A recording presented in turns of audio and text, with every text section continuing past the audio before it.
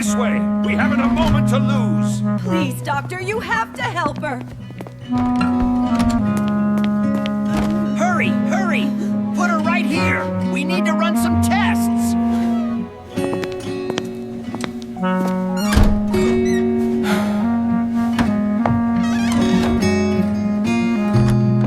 Your mom is fine now.